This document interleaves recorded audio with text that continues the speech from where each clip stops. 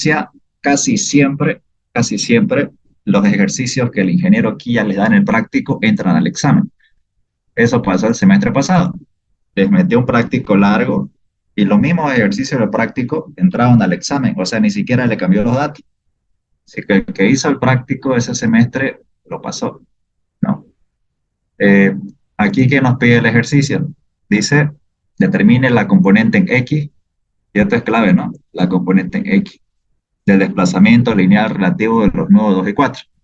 Entonces, este es el nodo 2, este es el nodo 4, y ustedes saben que la carga virtual para este pórtico, cuando habla de desplazamiento lineal relativo, es agarrar los dos puntos, 2 y 4, y unirlos con una recta imaginaria, ¿no? Lo trazamos. ¿Y dónde colocamos las cargas unitarias?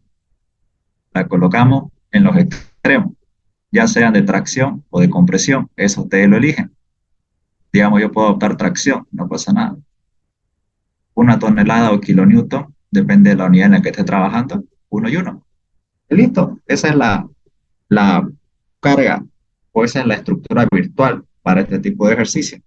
Ahora, puede ser, puede ser, este es un tumbe, que el ingeniero no les pida de los nudos 2 y 4, como está acá. Digamos, puede ser que él les diga este mismo enunciado, pero para los nudos, no sé, a ver, 1 y 4, 1 y 4. Entonces, ¿cómo sería aquí el desplazamiento lineal? El desplazamiento lineal resultante sería 1 y 4, unir los dos puntos y las cargas virtuales estarían aquí, ¿no? Uno aquí y la otra aquí, siempre en dirección de la recta de ambos puntos. Pero ¿qué pasa si para estos puntos 1 y 4 nos pide solo la componente en X? Ahí está la cosa fea, ¿no? Si a usted le plantea el desplazamiento lineal relativo, que es lo que acabamos de dibujar, para una recta inclinada y solamente les pide la componente en X, van a hacer lo siguiente. Por ejemplo, para este ejercicio, desplazamiento lineal relativo para los nudos 1 y 4, ¿qué les va a dar? Les va a dar un valor de desplazamiento, ¿no? Que podemos representarlo como un vector.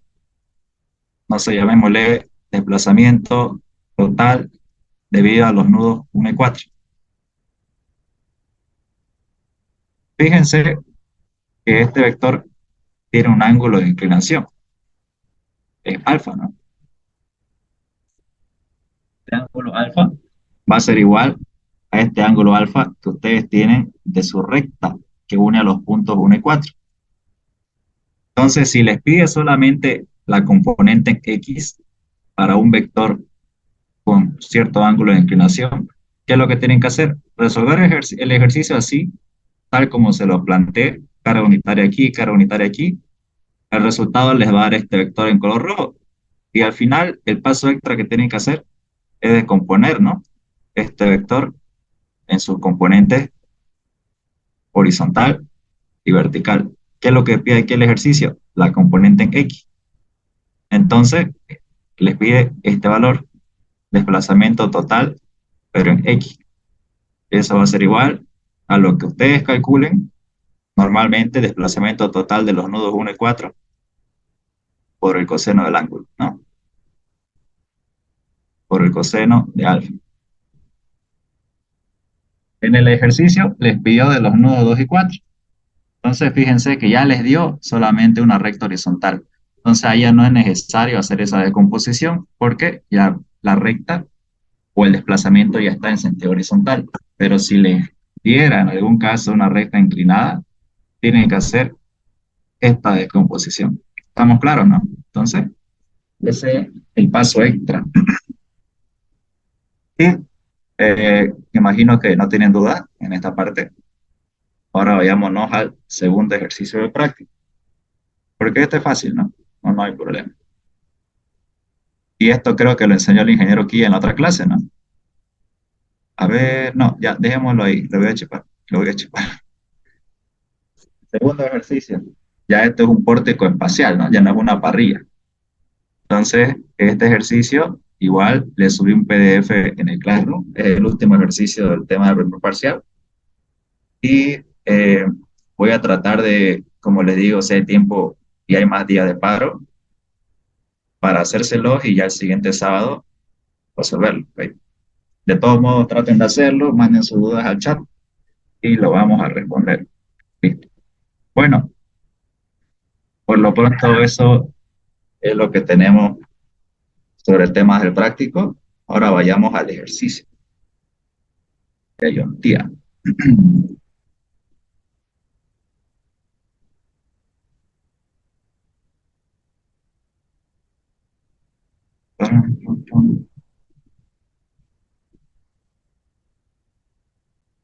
Lo siguiente, determinar las reacciones en los apoyos y los diagramas de los esfuerzos internos. Entonces, este primer ejercicio consiste en ejercicios hiperestáticos abiertos, o sea, que vamos a comenzar con pórticos que no tienen paneles cerrados. ¿Qué es un panel cerrado? Son pórticos que, tal que los elementos del pórtico, o como ustedes lo conocen, barras, forman áreas cerradas. Digamos, este empotrado, no sé, este vale empotrado, y una de sus barras cierra cierta área del pórtico. De esta forma, ¿no? ¿Cómo sé que es cerrado? Es cerrado cuando yo de la parte externa no puedo ingresar a esa área sin romper alguna de las barras, ¿no? Entonces, fíjense, por ningún lado puedo ingresar a esa área. Entonces digo que esto es un panel cerrado. Esto tiene una metodología de resolución. Pero antes de entrar a esto, primero vamos a ver en qué consiste lo que son los pórticos abiertos, ¿no? O sea, que no tienen paneles cerrados. Entonces, comencemos por ese apartado. Borramos todo esto y ahora sí. Listo. Eh, para saber si es una estructura hiperestática, tenemos que hacer el siguiente análisis, el análisis que hemos estado viendo clases pasadas. Entonces, lo primero que hacemos es analizar el grado hiperestático externo. Es decir, yo me fijo dos cosas. Primero, cuánto es el número de reacciones en los apoyos, ¿no? ¿Cuál es el número o el grado de reacciones en los apoyos que tiene mi pórtico? Entonces me fijo, a ver, digo, tiene un apoyo fijo. Nosotros sabemos que el apoyo fijo tiene dos reacciones, ¿no? Una vertical, a la que podemos llamar R1, y una horizontal, a la que podemos llamar R2, y un empotrado. El empotrado igual tiene tres reacciones, vertical, R3, horizontal, R4, y una reacción de momento a la que llamamos la reacción 5. Entonces, lo primero que se hace es enumerar el número de reacciones. 1, 2, 3, 4 y 5. Entonces, ese es mi valor de NRA, que es número de reacciones en los apoyos. ¿Cuánto vale? 5. Ahora, contamos el número de ecuaciones de la estática. Cuando yo tengo mi pórtico, yo siempre con cualquier tipo de pórtico plano, yo inicio con las tres ecuaciones de la estática. Sumatoria de fuerzas verticales igual a cero, sumatoria de fuerzas horizontales igual a cero, y sumatoria de momentos en cualquier punto igual a cero, ¿no? Puede ser en A, digamos. Entonces yo parto siempre con estas tres ecuaciones. Entonces mi número de ecuaciones de la estática parte en tres. Ahora, yo tengo que analizar y ver si mi estructura tiene articulaciones. Entonces me voy a mi barra B, digo aquí no hay articulaciones, de B a C tampoco, de C a E tampoco y de C a E tampoco.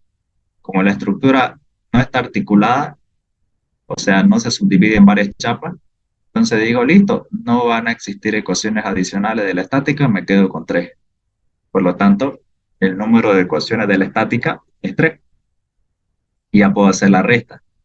Grado hiperestático externo, número de reacciones en los apoyos menos el número de ecuaciones de la estática, que es 5 menos 3. 5 menos 3 me da que el grado hiperestático externo es 2. No es más que restar estos dos valores. Número de reacciones en los apoyos, que es contando las reacciones que tienen mis apoyos, 1, 2, 3, 4, 5, y el número de ecuaciones de la estática, que siempre van a ser 3, siempre va a ser 3 cuando mi pórtico no tenga articulaciones, como este caso, ¿no? Listo. Ahora, ¿qué es lo que tengo que hacer? Eh, Como les comentaba, cuando yo hallo el grado de peristático interno, que es el segundo paso, esto solamente se hace cuando tenemos paneles cerrados. O sea, como les explicaba hace un momento, eh, zonas en las que las barras encierran, hacen que un área sea cerrada, tal que yo no puedo ingresar por ninguna de las partes externas de mi pórtico. Como este no es el caso, como es un pórtico totalmente abierto, automáticamente el grado hiperestático interno es cero, ¿no? Entonces, determino el grado hiperestático total, que es sumando el externo más el interno, numéricamente hablando. El grado hiperestático externo es 2, el grado hiperestático interno es cero. Reemplazo 2, reemplazo cero, y el grado hiperestático total es igual a 2. Ahora, ¿para qué me sirve saber o conocer este número? Yo lo que tengo que hacer es transformar esta estructura en una estructura isostática, ¿no? En una estructura isostática. Entonces, este grado hiperestático externo lo que me está diciendo es que existen dos reacciones, o sea, de las 5 que teníamos acá, la voy a bajar rápidamente, vertical, R1, pueden tener cualquier nombre, no necesariamente el que yo le estoy dando, ¿no? O sea, la vertical puede ser R2 y la horizontal R1, no importa, es depende de su comodidad, ¿no? R1, R2, en el empotrado R3, horizontal R4 y momento R5. ¿Listo? Entonces, ¿qué me indica este grado hiperestático total? Que para que la estructura sea isostática, hay dos reacciones que me están estorbando, o sea, dos reacciones que están sobrando. Entonces, me dice, de tus 5 reacciones que vos tenés aquí, tenés que eliminar 2, o sea, tenés que quitar 2 para que esta estructura se haga ISO. ¿Cuál? La que ustedes quieran, ¿no? Es libre. O sea, ustedes pueden elegir R1 y R2, o R3 y R4, o R5 y R1. O sea, es libre elegir cuáles reacciones ustedes van a quitar de la estructura, ¿no? En eso consiste quitarlas y volverlas carga. Entonces, lo que yo hice, en este caso, fíjense, yo al apoyo fijo le estoy quitando su restricción horizontal. O sea, le estoy quitando la reacción horizontal y la estoy transformando en carga. A esa carga la llamo X1, que es una incógnita que nosotros vamos a determinar, ¿no? X1. Y en el empotrado, como es arbitrario, decidí quitarle la reacción de momento. En este caso, ya no va a existir la reacción R5. En su lugar va a estar la carga X2, ¿no? ¿Qué pasa cuando yo le quito estas reacciones? Si yo le quito al apoyo fijo la reacción horizontal, ¿en qué se va a transformar? Se va a transformar en un apoyo móvil, ¿no? ¿Por qué? Porque ya no tiene reacciones horizontales, solamente tiene una reacción vertical. ¿Y qué le pasa al empotrado si yo le quito su reacción de momento? Este R5, ¿qué pasa si la quito?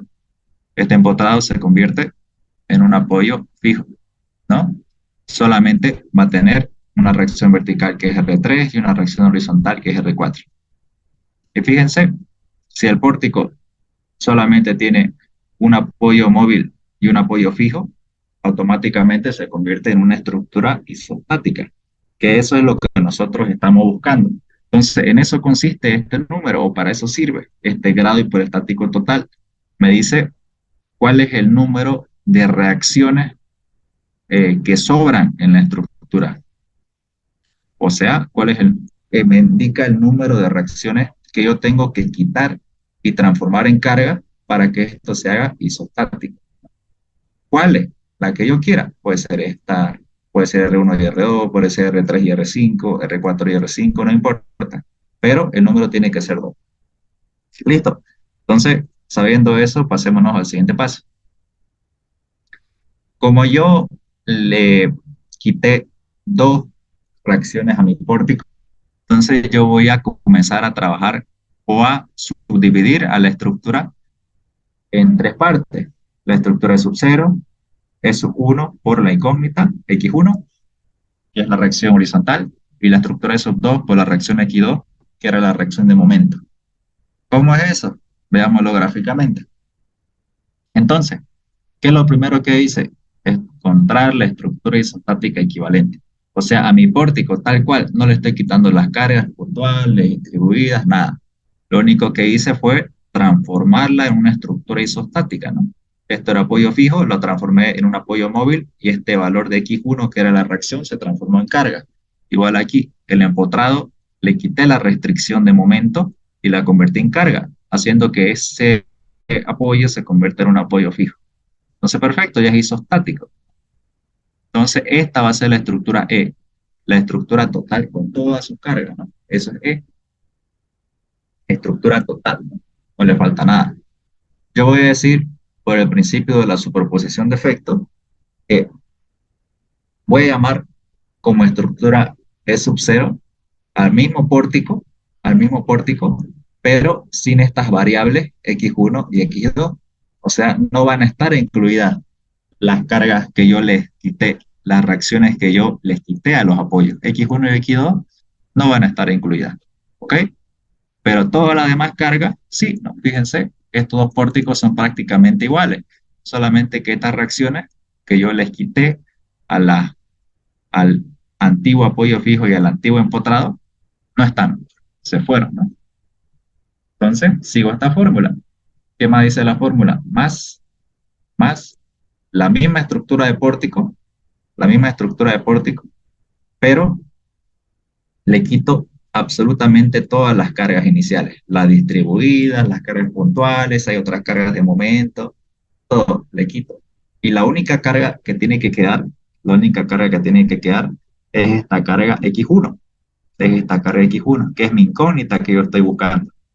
Ahora, esta carga x1 yo la voy a factorizar, la factorizo, o sea, la quito de este pórtico. Es por eso que este pórtico en la ecuación sale multiplicado por x1.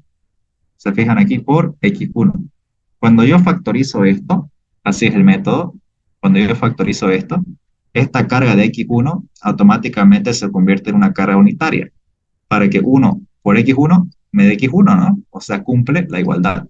1 por x1 me da x1, ¿no? Entonces, esta carga automáticamente se convierte en unitaria, o sea, vale 1. Y lo mismo hacemos con la estructura x2, que no tiene ninguna carga y la única carga que lleva es la carga de momento, ¿no? Esta carga x2. Todas las demás cargas fueron retiradas. Entonces estamos siguiendo el orden de la ecuación que está aquí arriba de la superposición de efectos, ¿no? Entonces igual, esta carga x2 es una carga unitaria porque estamos factorizando esta variable y llevándola afuera, ¿no? En eso consiste el método. Vamos al siguiente paso.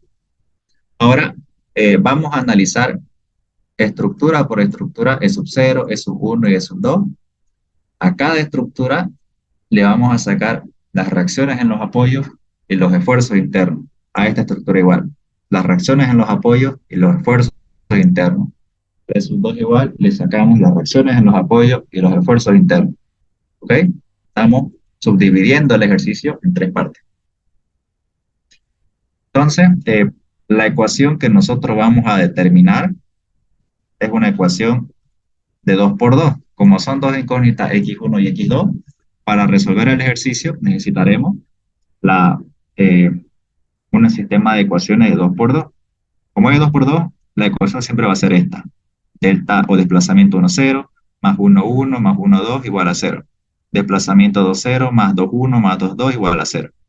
Este sistema se usa cuando es un sistema de ecuaciones de 2 por 2, o sea, cuando nosotros solamente tenemos dos incógnitas, ¿no? Nosotros, ¿cuáles son nuestras incógnitas? X1 y X2. ¿Qué pasa si solamente tuviéramos una incógnita, digamos? X1. ¿Cómo sería mi sistema de ecuaciones?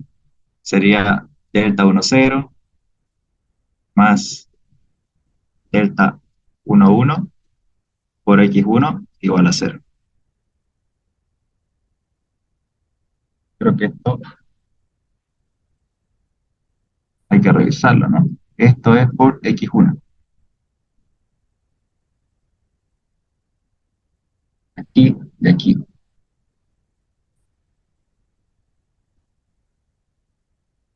X1 y esto es por X2. Ahora sí,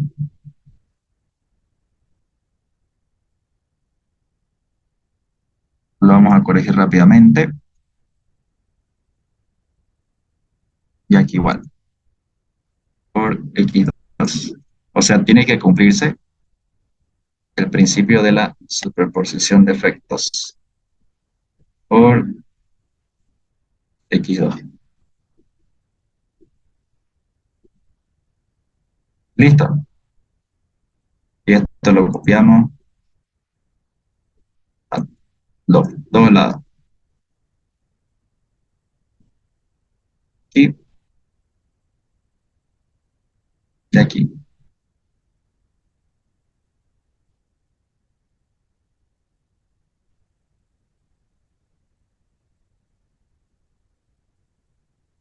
¿Listo? Sigamos. Entonces así están planteadas las ecuaciones. Esta es cuando es un sistema de ecuaciones de 2 por 2 y como les decía, esta es cuando tienen solamente incógnitas x1 y x2.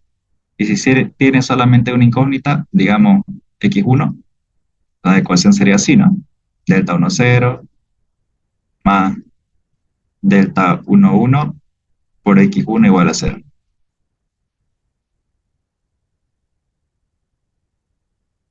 Y si fuera de 3 por 3, aquí añadirían una fila más, ¿no? Aquí estaría más delta 1, 3 por x3 y otra fila más abajo, de 3 por 3. Entonces, así sucesivamente se va aumentando este sistema de ecuaciones, ¿no? Para resolver el ejercicio. Aquí lo estamos mostrando, más adelante lo vamos a aplicar, ¿no? Es para ver en qué consiste. ¿Listo? Hagamos los cálculos para la estructura de subcero, cálculo de reacciones y después los esfuerzos internos. Cálculo de reacciones en los apoyos es subcero. Yo por comodidad, a las reacciones, y se lo recomiendo, a mí me sirve mucho, a las reacciones yo las represento de la siguiente forma, ¿no? Por ejemplo, aquí la reacción en el apoyo móvil, ¿cómo la llamaría? La B sub A, ¿no? O la vertical en A, pero como estamos hablando de la reacción en la estructura E sub cero, yo le añado el subíndice cero, o sea, la vertical del punto A, pero de la estructura E sub cero. Lo mismo aquí, la horizontal del punto E, pero de la estructura E sub cero. Y aquí igual, la vertical de la estructura E, perdón, la vertical del punto E, pero de la estructura E sub cero. Entonces, esto es muy útil para tener un orden en el examen, porque en el segundo parcial se van a dar cuenta que los exámenes son mucho más largos que que en el método de los trabajos virtuales. Aquí sí el examen es un poco largo y la clave es tener orden. ¿Sí? ¿Alguien iba a hablar algo? Ok, sigamos. Listo. Ahora, con ese orden, comienzo a sacar las reacciones en los apoyos, ¿no? Bueno, esto ya ustedes lo saben hacer perfectamente. Como es una estructura simplemente apoyada, apoyo móvil y apoyo fijo, puedo aplicar, no sé, las tres ecuaciones que ya hemos planteado, ¿no? Sumatoria de momentos en cualquier punto, sumatoria de fuerzas verticales y sumatoria de fuerzas horizontales. Entonces, la B sub A cero, haciendo los cálculos pertinentes, obtengo que es 10,5 toneladas. Sumatoria de fuerzas verticales para hallar esta otra vertical, esta otra reacción, que me da que es 22,5. Y una sumatoria de fuerzas horizontales me da que la horizontal en el apoyo fijo, horizontal es sub cero, me da igual a cero. ¿Listo? Entonces, como pueden ver, el cálculo de reacciones es tal cual ustedes lo han visto en materias pasadas, no hay nada nuevo. Es con la estructura nueva, ¿no? Ya no con el pórtico cuando aquí era apoyo fijo y empotrado, ¿no? Estamos trabajando con la estructura isostática equivalente. Siguiente paso. Una vez sacaron las reacciones en los apoyos, sacan los esfuerzos internos o cálculo de los esfuerzos internos de la estructura E sub cero. Entonces subdividimos el pórtico, o sea, de barra en barra.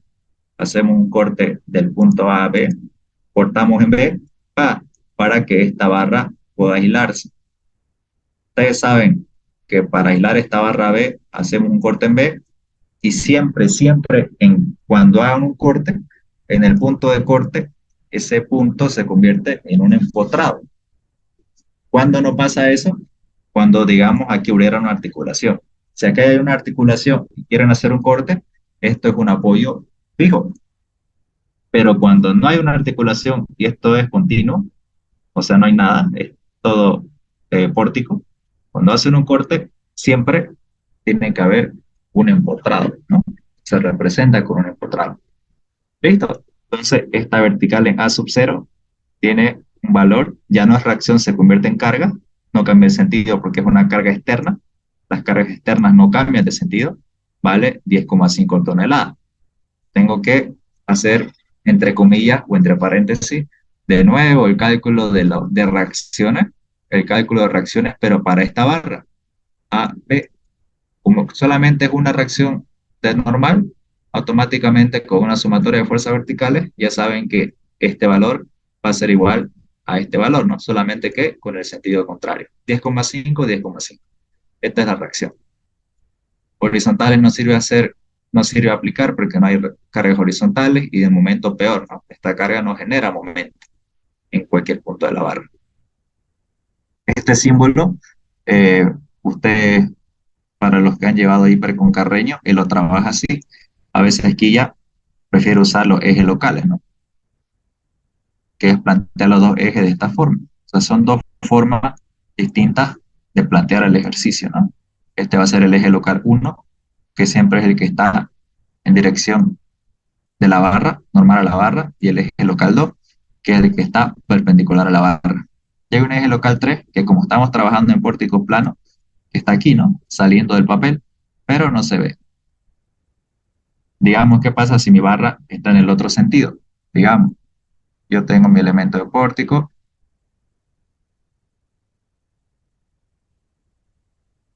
¿y qué pasa si yo quiero sacar momento del otro lado? Así.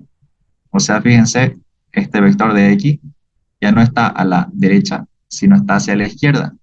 Esto es para que no se confundan a la hora de, de comparar con sus compañeros o de simbología.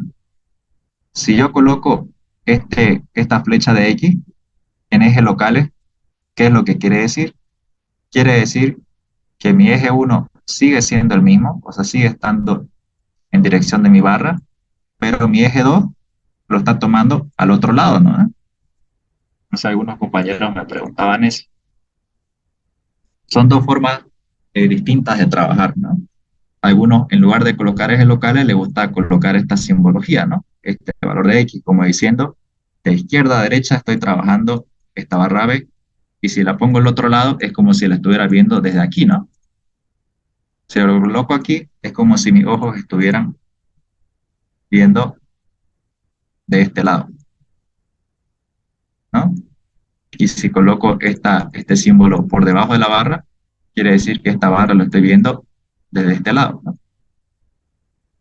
Entonces, para que no se confundan, esas son las dos formas de trabajar, ¿no? O es eso lo que quiere decir. Y listo. Ahora hacemos el cálculo de los esfuerzos internos. Para la barra AB, momento. Momento en X, esta carga puntual no genera momento, automáticamente la ecuación de momento es cero. Y la ecuación de normal, como está comprimiendo, vale 10,5 negativo. Negativo porque está comprimiendo. Vamos a la siguiente barra. Se va a cortar la reunión, entramos al mismo enlace y lo acabamos el ejercicio. Ya. Entonces nos quedamos aquí. Bueno, ahora vamos a la siguiente barra. Para la barra EC, partimos de aquí. Para aislar la barra EC, hacemos un corte en C, siempre es ligeramente a la izquierda de la dirección a la que estamos avanzando, o sea, por aquí, ¿no? Y nos queda de la siguiente forma. Este punto C se empotra y comenzamos a hacer el equilibrio. Esta vertical es sub 0, es 22,5, se transforma en carga. Cuando es carga externa no se cambia en los sentidos. Y la horizontal es sub 0, es 0. Entonces no se la coloca, se sobreentiende. Y hacemos un, entre comillas, cálculo de reacciones para esta barra CE, que lo único que sería fuera equilibrar el esfuerzo normal de 22,5, 22,5, ¿no? No tiene esfuerzo cortante ni esfuerzo flector o momento flector. Barra C, sacamos momento, el momento es cero porque ninguna carga genera momento, esta solamente genera normal y como está comprimiendo es negativa, menos 22,5. Seguimos. Ahora con la barra CD. Entonces, esta barra CD, estamos yendo de derecha a izquierda, aquí está, de derecha a izquierda. Eso quiere decir que vamos a hacer un corte por aquí, ¿no? O sea, estamos yendo de derecha a izquierda para mayor facilidad. Derecha a izquierda. Y listo, comenzamos a hacer el equilibrio. Entonces, antes de sacar la ecuación de momento, yo tengo que hacer, entre comillas, un cálculo de reacciones para solamente esta barra, solamente estas cargas, ¿no? Entonces, esta carga de 3 hacia abajo se la suma con la reacción de esta carga de 4, ¿no? Entonces, menos 3 menos la resultante de la carga distribuida, que es altura 4 por su base, que es 1,5. 1,5. Eso me da, esto se hace 6 si lo calculan, más este valor de 3 me da menos 9, ¿no? Me da menos 9, o sea, una carga resultante hacia abajo de menos 9. Y lo que lo equilibra es una carga hacia arriba de 9 toneladas. Por eso este valor tiene un valor de 9 hacia arriba, ¿no? La reacción tiene que ser contraria a las cargas. Y hacen lo mismo sacando una sumatoria de momentos en el punto C, ¿no? Y van a ver que le va a salir valor de esta carga de momento de 9 toneladas por metro. Y la reacción siempre tiene que ser en sentido contrario. En pocas palabras, es cálculo de reacciones también, ¿no? Cálculo de reacciones. Listo. Voy a tomar el ejercicio derecha-izquierda y obtengo, por este caso, para la carga puntual 3 por X, ¿no? Como gira en sentido horario, fíjense, cuando gira en sentido horario, recordando un poco ISO 2, esto que le hace a la viga.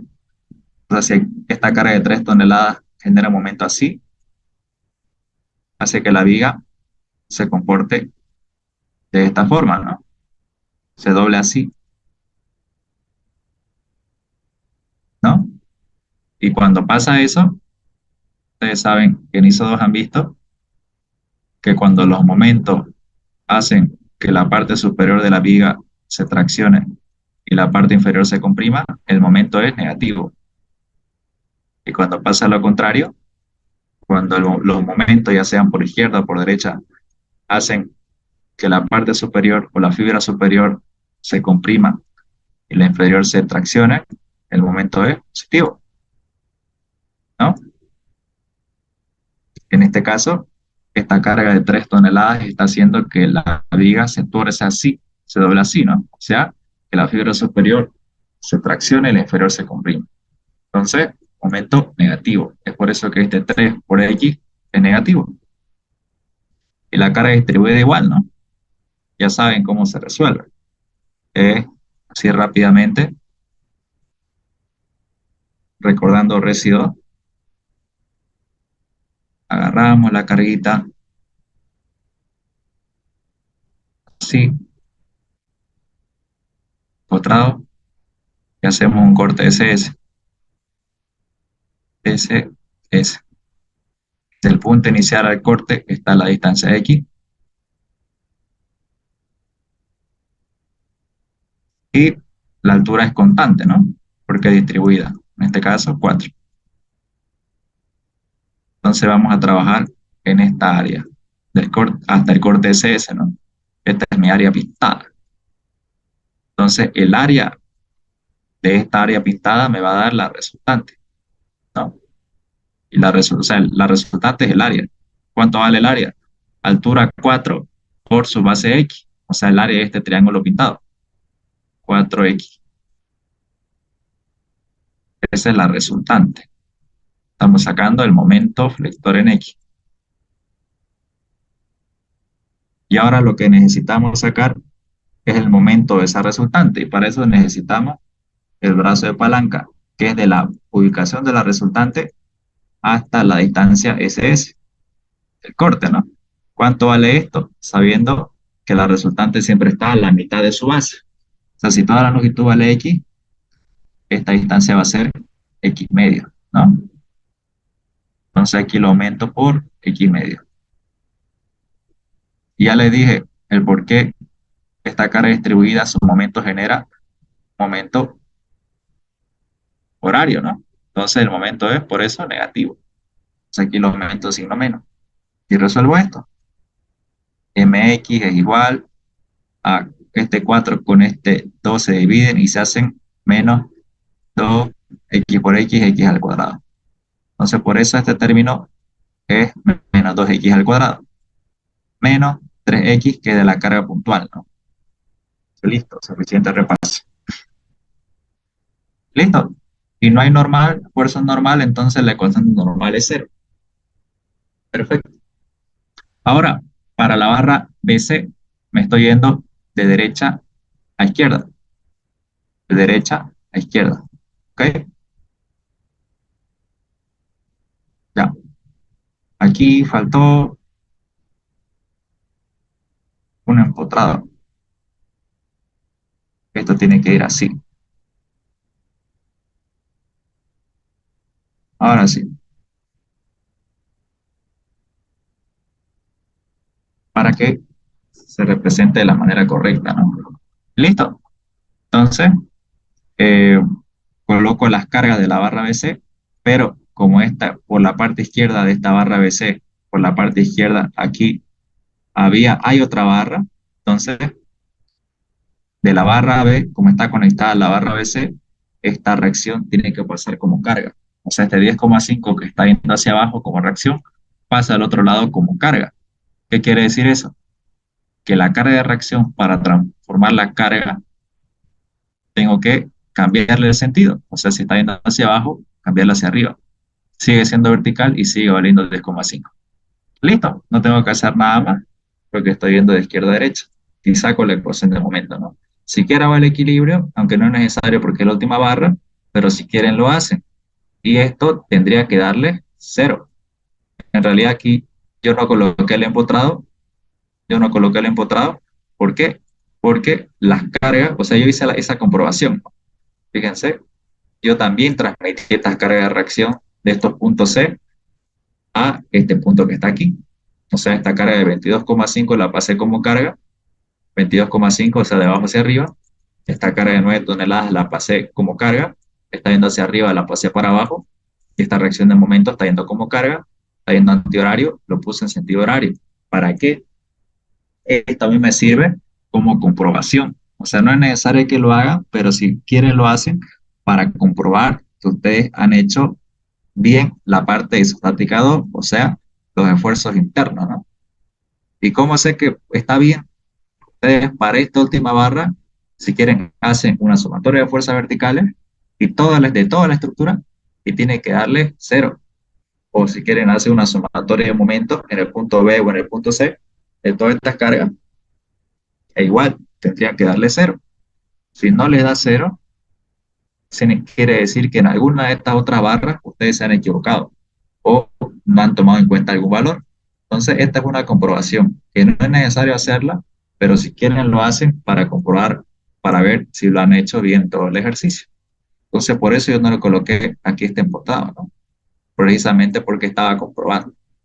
Y listo, como yo voy de izquierda a derecha, saco la ecuación de momento, 10,5 gira en sentido horario positivo, 10,5 por X, y la carga de linealmente distribuida, antihorario, ya saben por qué, menos 2 por x al cuadrado. No hay normales, ecuación normal es cero. Listo. Hacen este mismo procedimiento, todo lo que hemos hecho ahora, pero para la estructura de sub uno y para la estructura de sub 2. Para la estructura de sub uno, para no darles mucha vuelta, colocamos la carga unitaria.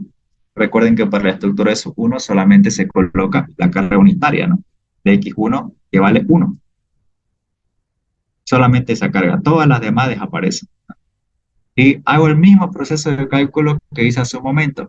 Saco las reacciones en los apoyos con la misma recomendación que les di, ¿no? La vertical en A, coloquen vertical en A de la estructura 1, horizontal en E de la estructura 1 y la vertical en E de la estructura 1. Entonces, esta es una simbología cómoda, ¿no? Para no chiparse en el examen. Luego, fíjense, todo es absolutamente lo mismo. Cálculo de reacciones, esto es eso 1, ahora sí, y los esfuerzos internos igual, ¿no? No cambia nada. Sacan las ecuaciones en momento. Y para la estructura E sub 2 también, fracción de momento, verticales, verticales, verticales, y las ecuaciones de momento igual, no varían en nada, ¿no? Solamente aquí tomamos en cuenta esta carga de momento que vale 1. Una vez que hayan hecho esos tres pasos, ya planteamos la ecuación que les comentaba, ¿no? El sistema de ecuaciones de 2 por 2, ya habiendo calculado los esfuerzos internos. Para mayor comodidad, todo esto lo representamos en una tabla, ¿no? Lo representamos en una tabla. La ecuación m sub 0, la columna de las ecuaciones m sub 1, o sea, de la estructura 1, y de la estructura m2. O sea, se van a la estructura de sub 0 y colocan aquí los valores de ecuaciones de momento que ustedes han calculado. De la barra B, medio 0, de la barra CE, medio 0, de la barra CD, medio esto, y de la barra BC. Lo mismo para la estructura 1, las ecuaciones de momento en cada fila, de la barra B, CE, CD y BC, ¿no? Y lo mismo para la ecuación M sub 2. No es necesario, como es un vórtico que no tiene ni cargas térmicas, ni cargas, ni asentamiento en los apoyos, etcétera, que ustedes calculen las ecuaciones de fuerzas normales. Pero la teoría del análisis estructural me dice que si yo quiero sacar así un resultado bien exacto, yo tengo que considerar estas ecuaciones normales, ¿no? O sea, aumentar la integral de n por n virtual entre e por a, ¿no? Para el examen no es necesario, no es necesario, pero yo lo pongo para que más adelante ustedes ya tengan agilidad, ¿no? A la hora de sacar estas ecuaciones de fuerzas normales, que es lo mismo, pero ya saben el por qué nosotros no lo utilizamos en la parte final, ¿no? De la respuesta, pero no está mal tenerla, ¿no? Y la longitud de los tramos, que como les mencionaba, siempre parte en cero.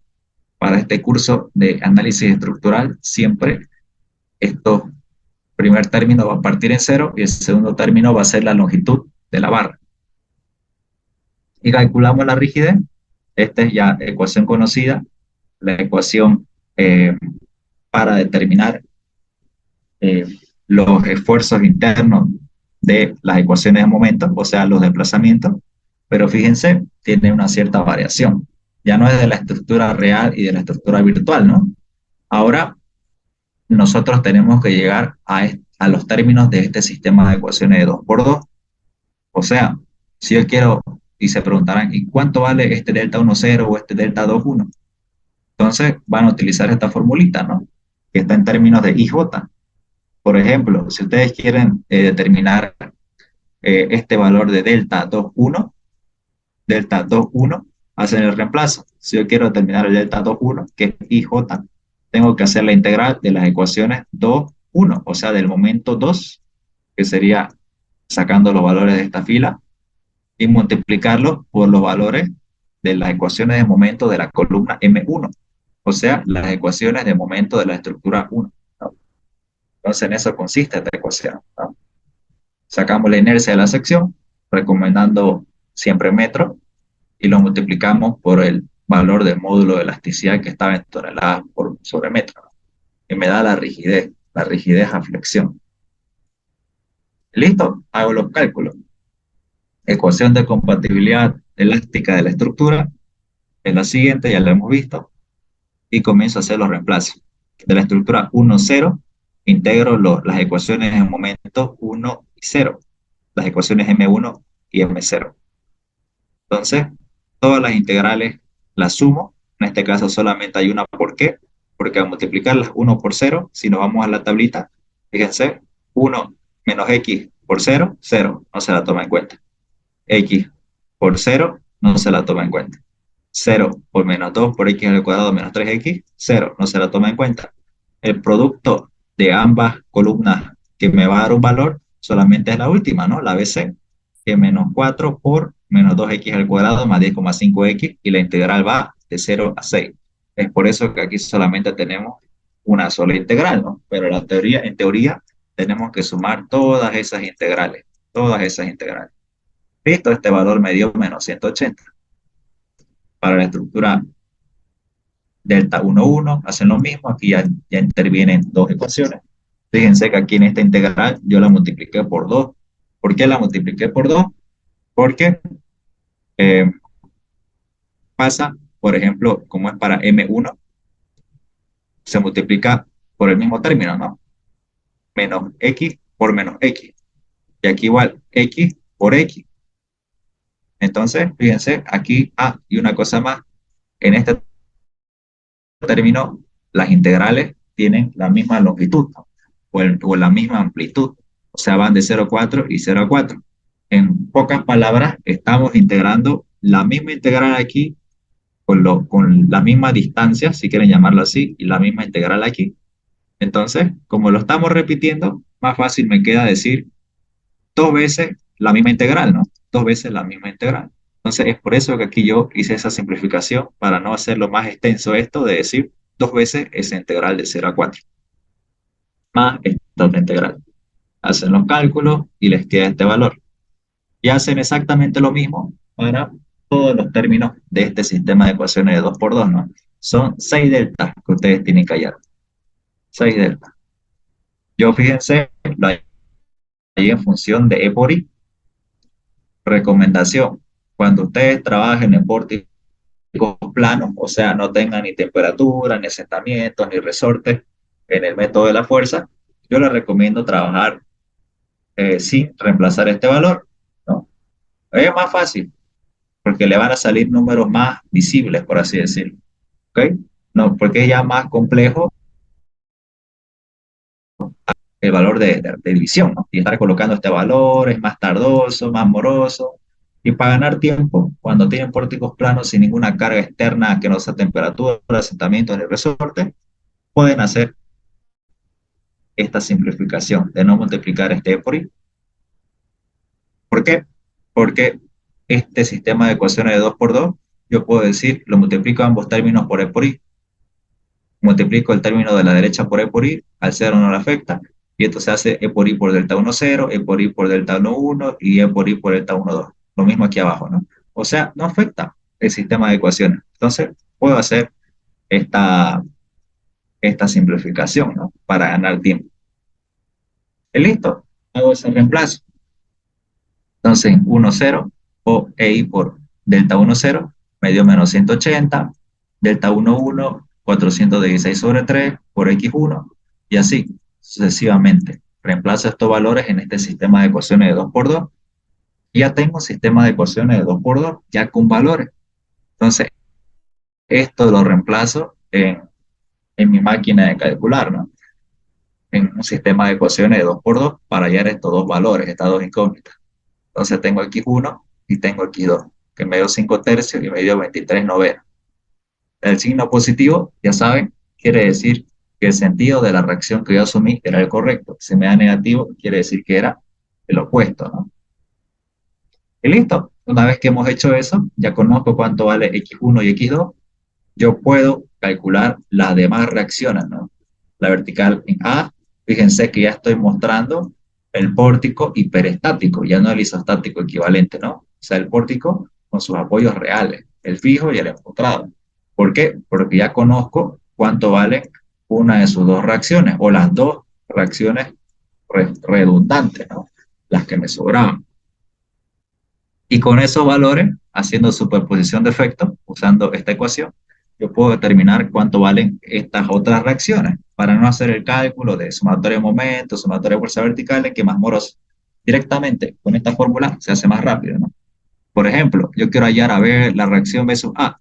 Entonces, la B sub A me dice que es igual al valor de B sub A de la estructura E sub 0. O sea, este valor de aquí, este 10,0, 10,5, es la B sub A de la estructura E sub 0. Por eso yo les hablaba mucho de esta simbología. Este valor de 0 es la B sub A de la estructura 1 y este valor de un sexto es la B sub A con la vertical en A de la estructura 2, ¿no? Entonces, yo con esa simbología rápidamente puedo ubicarme, ¿no? Puedo ubicarme. Decir, a ver, este valor de B 10,5 me dice que es mi B sub A0. Me voy a mi estructura E sub 0 y fíjense, aquí está, ¿no?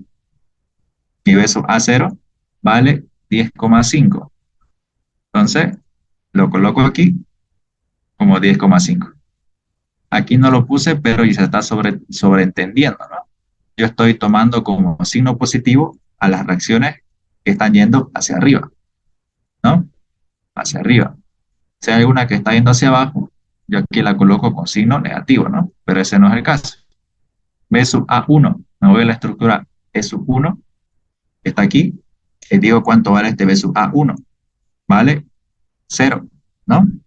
Entonces, ese valor de 0 lo reemplazo aquí. Mi superposición de efecto, 0. Y la B sub A2 me dice que es un sexto positivo. Me voy a la estructura E sub 2 y me da que esta B sub A2 es un sexto, ¿no? Un sexto. Entonces, fíjense que esta simbología me ayuda mucho en cuestión de orden, ¿no? Para cuando yo haga la superposición de efectos, no tenga complicaciones. ¿Cuánto vale X1? Son las incógnitas que acabo de determinar, ¿no? X1 y X2. Entonces reemplazo estos valores aquí y hago la suma.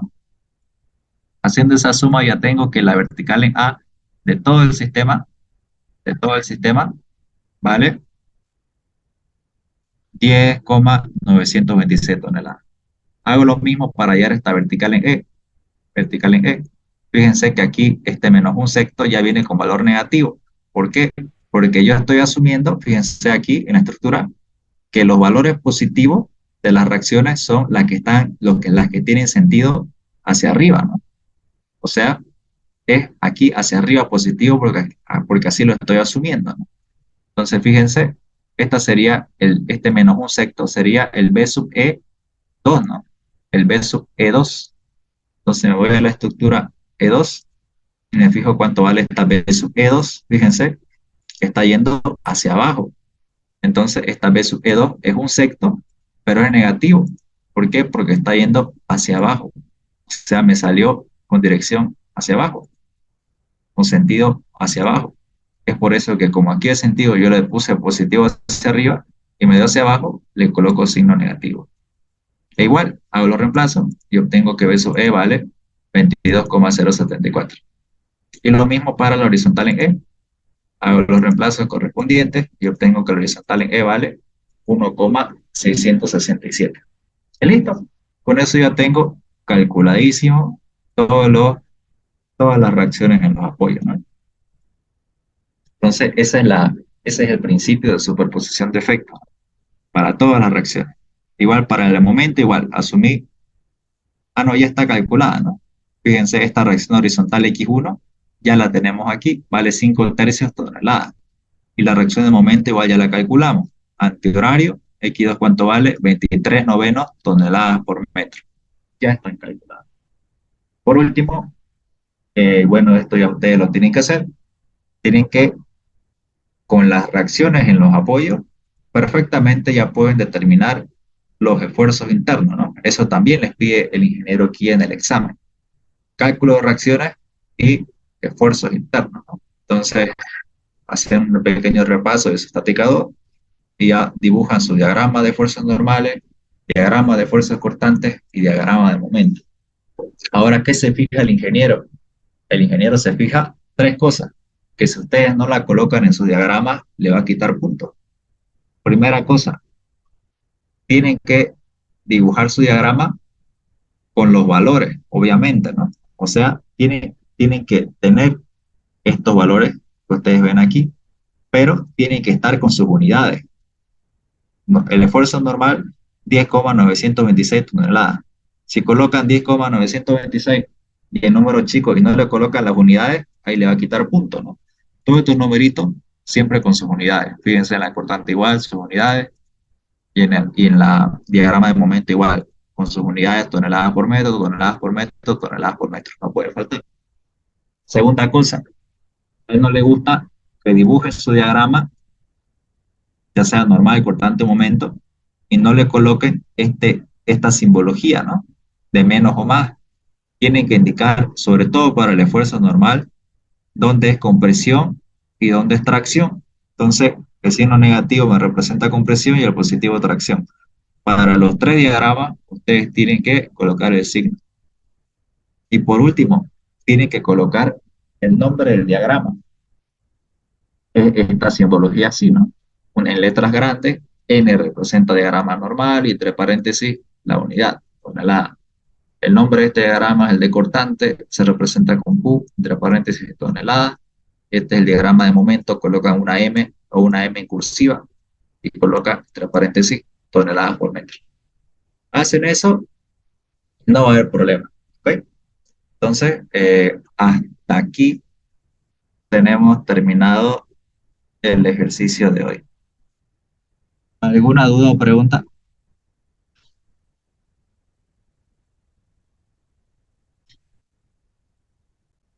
El video se lo voy a subir, ¿ya? Va a estar subiendo y se lo voy a pasar.